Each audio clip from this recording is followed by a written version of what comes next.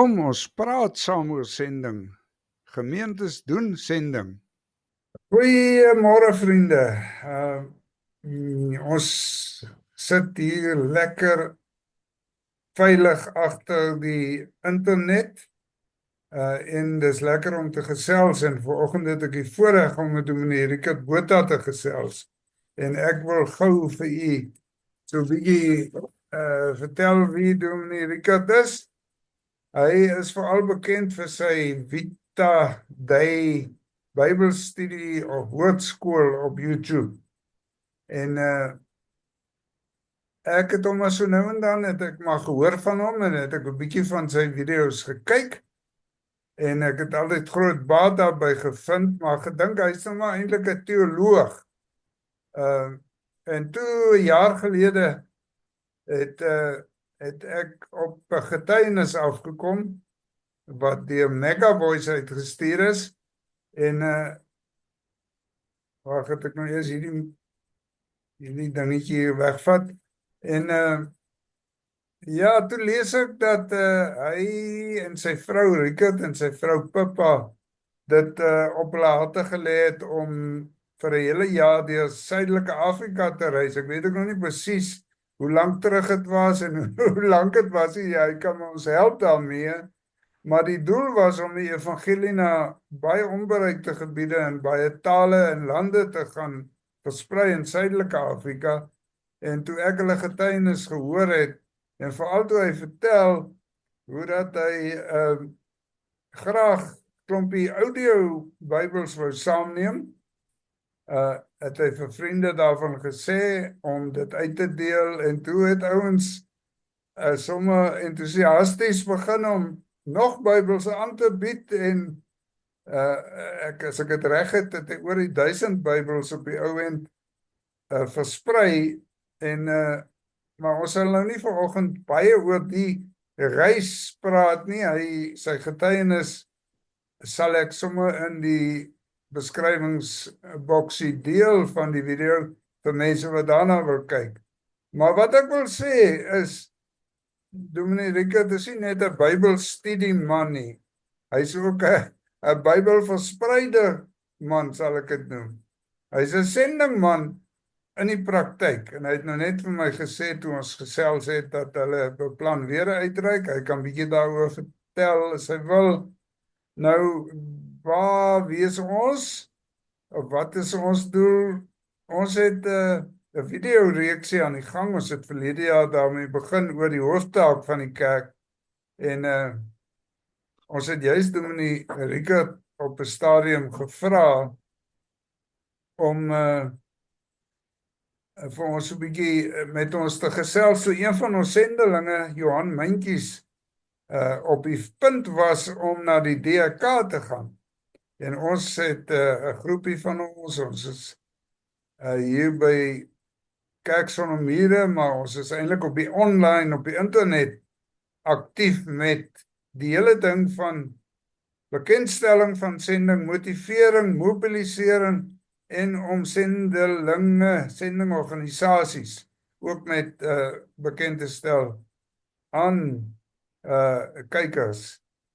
En vanoggend vanoggend wil ons dominee Richard vra om vir ons 'n bietjie meer vanuit sy hart en sy oortuiging te praat. Nou hierdie eerste sessie gaan oor die groot vraag: is sending nog steeds vandag 'n opdrag vir die kerk? Sien die kerk dit nog so? En as jy 'n opdrag het, moet jy seker dit doen. Is sending nog steeds vandag 'n opdrag van die kerk?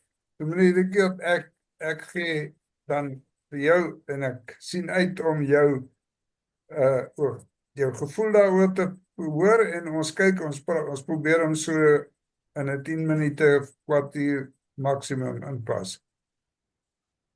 Ja, dankie Chris. Lekker om met jou te kuier weer. Ek wil net sê by voorbaat, jy sê daar waar jy sit, is dit nou somer, maar hier waar ons nou sit, voel dit regtig soos winter hier onder in die Weskaap. Maar ek wil nog iets vir jou byvoeg. Kyk, ek was 25 jaar in gemeentelike bediening. Ek en my vrou was ook vir 5 jaar sendelinge in die Oekraïne. En ek is nou vir hele paar jaar is ek nou 'n sendeling in Suid-Afrika. En as jy nou die belangrike vraag vra, is sending nou nog steeds 'n ding vandag? Jy weet, in ons postmoderne samelewing, dan moet 'n ou nou seker sê, mens kan hom mos sou sê, ja, natuurlik, maar ons kan dit so 'n bietjie beskryf, net vir duidelikheid. Ons kan sê, jy weet, wat is sending? Wat beteken dit? Want jy het verskillende idees van wat sending is. Jy het Jesus wat die disippels uitstuur na Jerusalem, Judea, Samaria en tot aan die uiterstes van die wêreld. Met ander woorde, hy stuur hulle uit waar ook al. Nee. Terwyl daar baie mense is wat net 'n vreeslike beperkte tradisionele idee en definisie van sending het, naamlik sê nou maar sending is wit mense wat na swart mense toe gaan om die evangelie te verkondig, en dis sending. Of jy kan miskien iets anders sê. Jy kan sê sending is wanneer jy na 'n ander land toe gaan. Jy weet, jy gaan oor die grense en dan gaan preek jy nou maar daar vir die heidense nasies of so. En jy weet, in daai rigting. So mens kan 'n bepaalde konnotasie aan sending heg wat dalk uit jou kerkbelewennisse kom en waar jy vandaan kom. Die punt is net, die regte definisie van sending het alles met Jesus te doen. Hy is die een wat send, wat uitstuur, en hy stuur sy disippels na almal. In daardie sin is elke liewe gelowige in Christus Jesus, nou ek onderskei dit van bloot net kerkmense, ons praat van disippels van Jesus, is elke liewe disipel van Jesus is 'n gestuurde van Jesus na die mense om hulle. En daar is nog 'n ding wat 'n mens moet verduidelik. Mens moet sê, die sendeling wat dan gaan, die disipel van Jesus wat gestuur word na die mense om op sy familie, sy woonbuurt, sy dorp, sy provinsie, sy land, ander dele, waar hy hom ook al bevind, daar waar hy vir sy kinders gaan kuier, sê nou maar in Kanada of in Australië, soos met baie mense die geval is, word jy gestuur deur Jesus met 'n baie spesifieke inhoud. En Jesus is die een wat die inhoud van die boodskap waarmee jy gestuur word bepaal. Nou daar het ons nog iets om te verduidelik.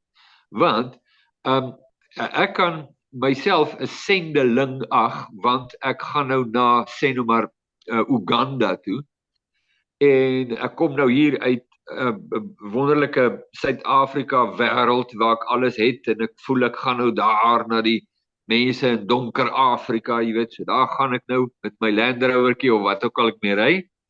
En nou kom ek daar, wat doen ek daar? Wat sê ek vir hulle daar? Want dit kan wees dat ek nou al die pad ry en daar aankom en goed sê en praat, wat ek reken is wat ek moet sê en praat, maar is nie die boodskap van God nie. Dis miskien 'n kerklike boodskap, of dis miskien 'n godsdienstige boodskap. En ek bevind my dalk in daardie land as 'n verteenwoordiger van 'n bepaalde organisasie, maar nie van Jesus nie. Ek het nie die boodskap van Jesus nie. Ek het nie die lewe van Jesus nie. Ek verteenwoordig nie Jesus nie, maar ek ag my as 'n sendeling, want ek het dan nou gegaan. Dis nie 'n sendeling. En dis ook nie sending werk nie. En dis ook nie waarmee Jesus besig is nie. So, Chris, net om te sê, daar's 'n paar goed wat 'n ou moet praat oor, jy weet, maar wat is dit regtig? Wat het God bedoel toe hy gesê het wat hy gesê het, om uit te kom by die belangrike vraag, jy weet, is sending nog vandag?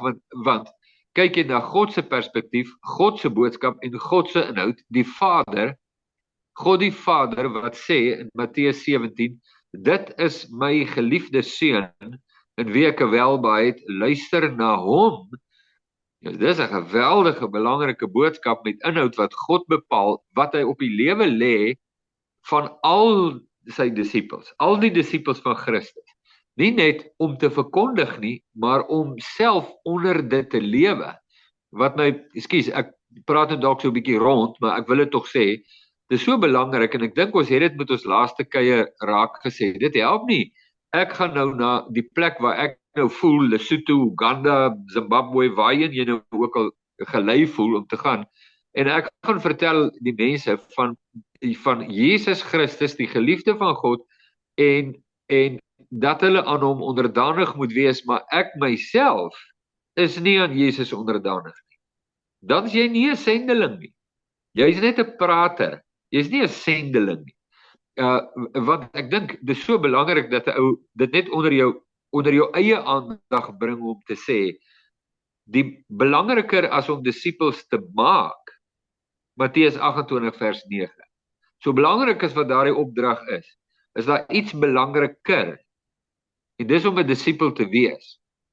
Nou, as jy al hierdie goed op die tafel sit, dan praat ons God se definisie van sending. En God se definisie van sending is aktueel totdat Jesus weer kom. Nee, maak nie saak wat 'n tyd jy lewe nie, maak nie saak wat 'n jaar nie, maak nie saak wat 'n land nie. Ek leef onder die gesag van Jesus met die inhoud en boodskap van Jesus wat brand op my hart. En Jesus stuur my na almal om my. Maak nie saak waar is hulle nie, om my onmiddellike omgewing of baie verder weier as dit, met die boodskap van Jesus. En dis waaroor ek dink die kerk oor en oor moet praat, omdat ons baie maklik kan verdwaal wat hierdie goed betref.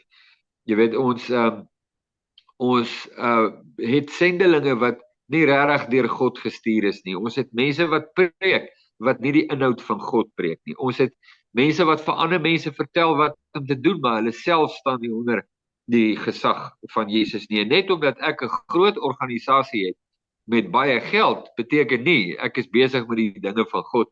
So, net so vinnig om die tafel te dek, Chris. Ek wil sommer, ek het nou nie tevore met jou hierdie vraag, maar ek is nuuskierig om te hoor hoe jy op gaan reageer. Ek het jare by gemeentes met sendingmobilisering besig gewees, en die vraag wat elke keer na my toe kom, en ek het dit sommer hierdie week weer daar by die kerk by 'n tannie gehoor. Hoekom moet ons so ver gaan? Hier is so baie nood hier by hierdie in ons omgewing. Kyk nie al die honger mense, kyk, en wat ek nou ook vind by gemeentes is dat baie kerke deesdae do good projekte, waar alles beklemtoon en geld daarvoor gee, en dit gaan om hier naby ons en hier rondom ons. Wil jy bietjie jou terugvoer gee oor dit? Ja, ek moet nou mooi kies in watter rigting wil ek gaan met die antwoord wat jy vra, want ons het dit ook baie gekry. Ek onthou, ek sit op 'n lughawe in Amsterdam eendag, en ons was op pad terug Oekraïne toe na 'n besoek in Suid-Afrika. En toe het ons nou ook Suid-Afrikaanse mense daar gekry, en hulle vra ek nou, wat maak julle in Oekraïne? Jy weet, daar is nou soveel nood in Suid-Afrika, en hulle is heeltemal reg. Dit is nie verkeerd nie. Dit is heeltemal reg. Daar is geweldig nood in enige land, noem hom maar op. Die bepalende faktor net is dit. Die bepalende faktor is nie die grootsheid van die nood nie. Die bepalende faktor is die opdrag van Jesus. En as Jesus iemand hier kom ons sê, ek bly nou in Hermanus, Jesus vat iemand in Hermanus en stuur hom Madagaskar toe. Is die vraag nie, hoekom gaan jy Madagaskar toe nie, want hier is baie nood hier nie. Die punt is, Jesus stuur hom. En dis al wat jy hoef te weet. Ek gaan nie waar die nood grootste is nie, in daai sin nie, nee, ek gaan waar Jesus my heen stuur. Dis die ding, ek is 'n disipel van Jesus, en die bepalende faktor en gesag in my lewe is Jesus, en as Jesus sê, gaan soontoe, vra ek nie hoekom nie. Ek gaan net. Ek doen wat hy sê. Dis wat belangrik is. So ek dink, as mens daai vraag wil reg antwoord, want ons het nou al slim maniere probeer uitdink om daai vraag te antwoord. Jy weet, sê maar, jy sal nou vir iemand sê, hy sê vir my, sê nou in Amsterdam, hoekom gaan jy Oekraïne toe al die duisende kilometer en al die geld, en jy weet, daar's behoefte in Suid-Afrika, dan sal ek nou byvoorbeeld vir hom vra, maar hoekom werk jy nie in Suid-Afrika? Nee, want dis ook waar. Dis ook waar, 'n ou is baie maklik om te sê, nou, hoekom doen jy dit? En terwyl ek absoluut niks doen, jy weet, nee, dis nie my roeping nie. My roeping is om koeksisters te maak op die bazaar. Nee, dis nie jou roeping nie. Jou roeping is om in verbondenheid te lewe met die Seun en te doen wat hy sê, wat ook al hy sê. Nou kom ons sê laaste woord op dit. Kom ons sê Thomas, die disipel Thomas, wat gesê het hy sal nie glo dat Jesus opgestaan het voor hy dit met sy eie oë sien nie. Ons praat mos nou van die ongelowige Thomas. Maar Thomas, nou kerkgeskiedenis het dit dat Thomas in Indië opgeëindig met die evangelie verkondig. Maar ek kan jou verseker, tussen Jerusalem en Indië was daar geweldige gebiede met behoefte. So hoekom het Thomas nie net vasgesteek in Jerusalem? Want Jesus het hom gestuur om te gaan. En dis al wat Thomas hoef te sê. Niks verder nie. Hoef dit nie te rasionaliseer nie. Jesus sê, ek doen, en dis die einde van my lewe. Nou, ek dink dis die belangrikste manier om dit te benader. Rika, dankie. Dis 'n goeie afskop en 'n goeie ding om oor te dink. Ek wil sommer dadelik aangaan na die tweede vraag hier. En dit is die vraag, daar is verskillende Bybelverse wat die groot opdrag, die sendingopdrag duidelik beklemtoon, en ons gaan nie nou daarna verwys nie. Ek sal by geleentheid sommer net my boekie gou bekendstel en sal ons hom nou wys. Hy wys nou nie lekker nie. Maar ek sal hom deel, ja-versending, wêreldevangelisasie.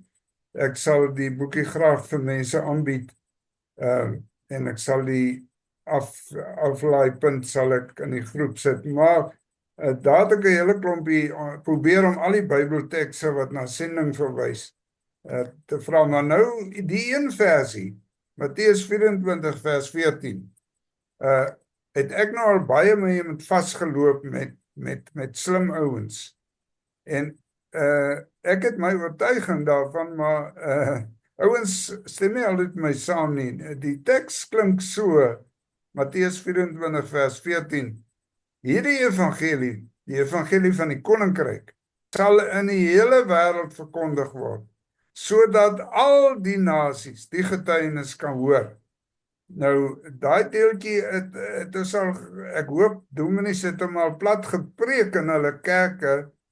Ek het nou eendag 'n opnametjie gemaak by lidmate. Wanneer laas het julle 'n sending preek gehoor? Preek julle dominee oor sending? Ja, en wanneer laas julle sending preek gehoor? Jy weet, en toe dit. En ek het vir dominees ook dit gevra, en hulle het ook, ek het al oor sending gepreek, maar dit is nou nie eintlik my spesialiteit nie, né? Daai soort antwoord kan jy ook. Maar nou my vraag, eers dan sal die einde kom.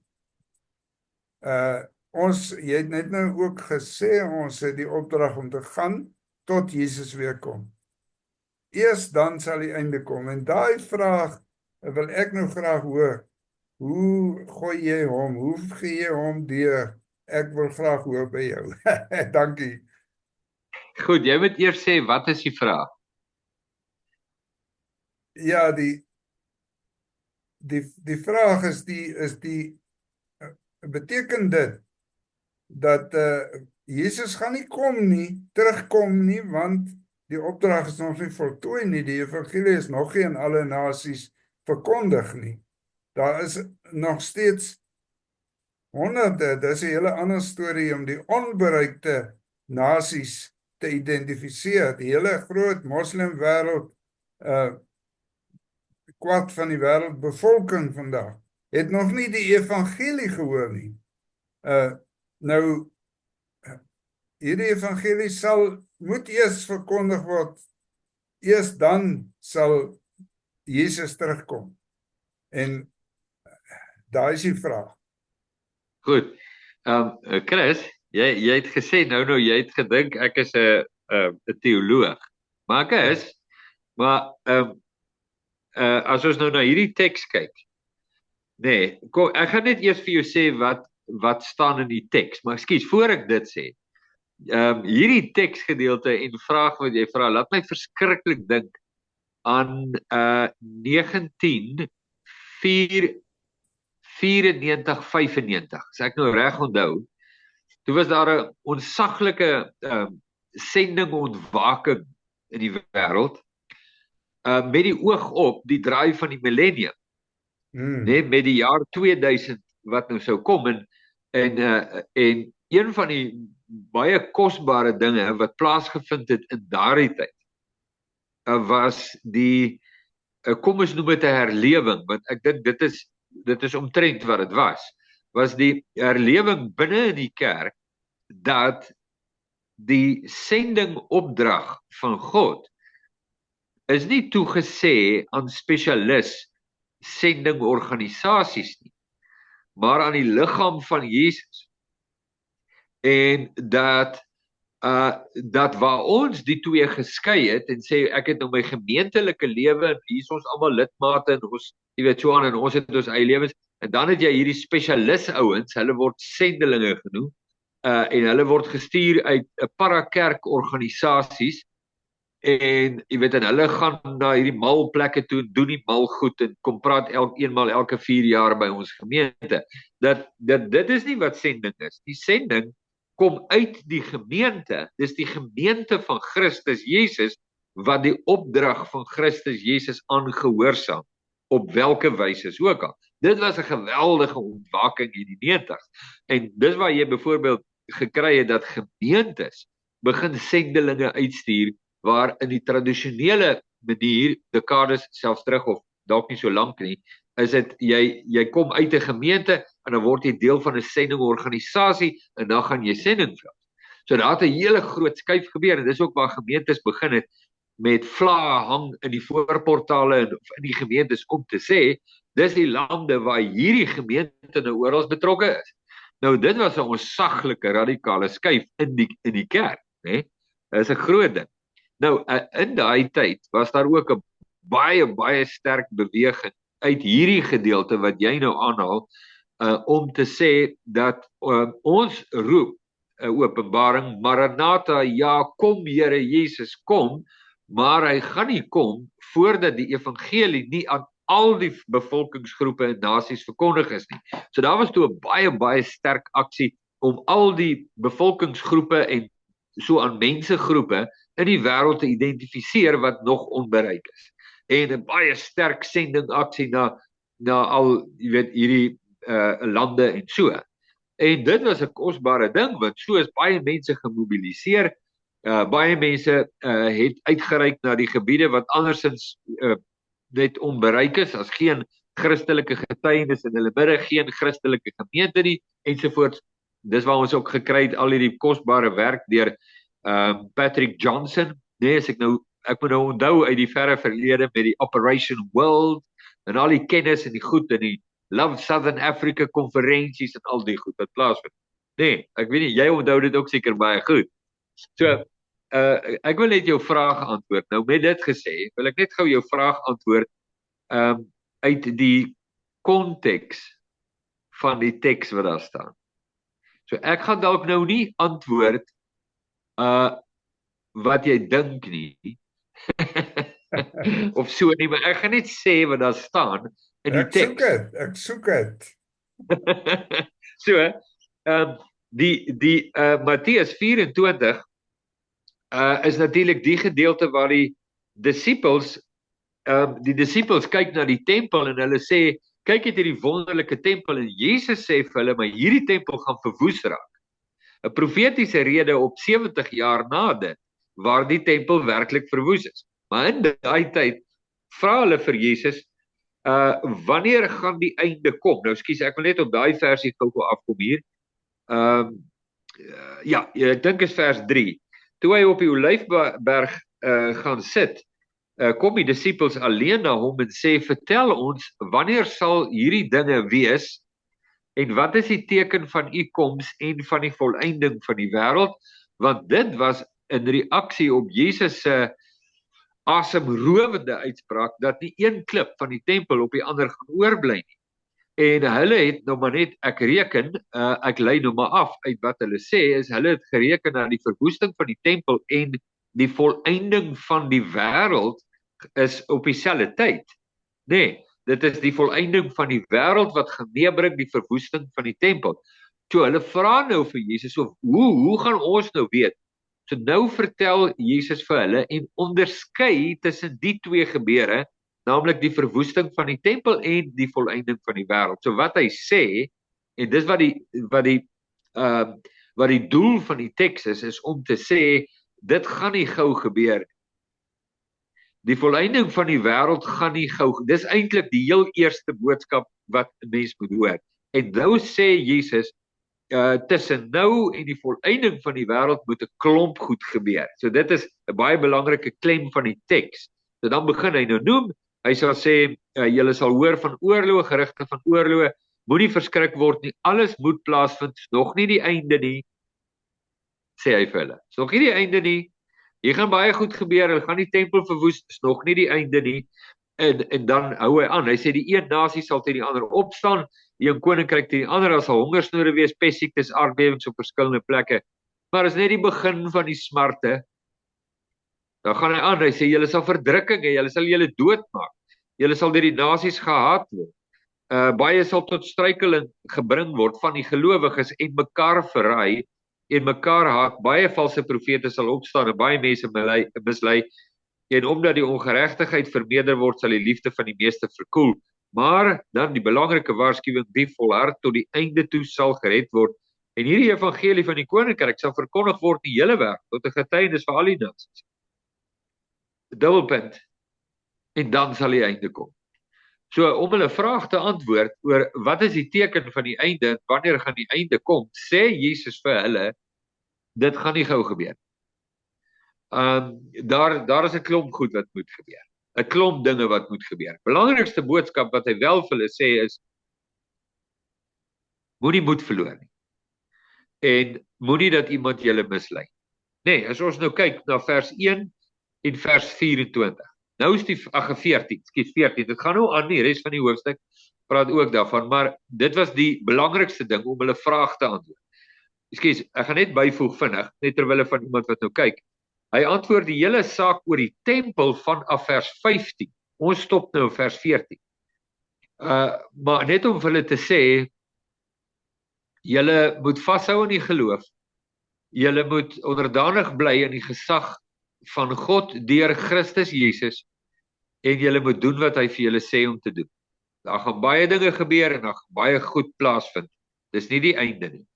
So, wat beteken vers 14 dan? Beteken vers 14 dat ons het nou die oorloë en ons het nou al hierdie goed, maar tensy elke stam in die wêreld nie die evangelie hoor nie, kan Jesus nie kom nie.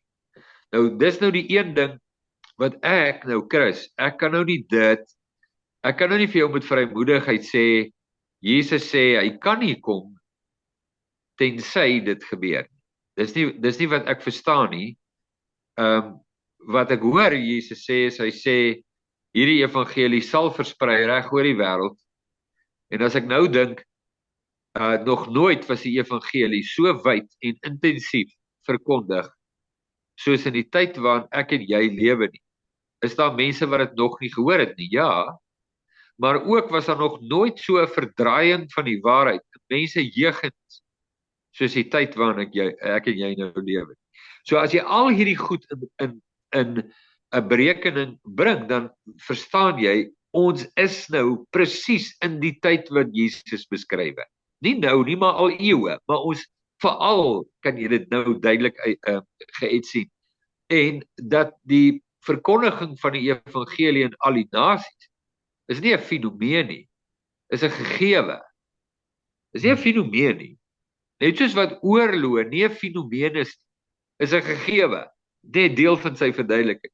Net so is die feit dat die liggaam van Jesus die evangelie verkondig oral waar hulle voete neersit, is 'n gegewe. En so ek sou dit baie sterk kan uithaal. Kan ek sê dat dit sê Jesus kan nie terugkom tensy, dan sê ek weet nie of dit die intensie was van Jesus se woorde daar nie. En dis omtrent my verduideliking oor daai gedeelte. Baie dankie.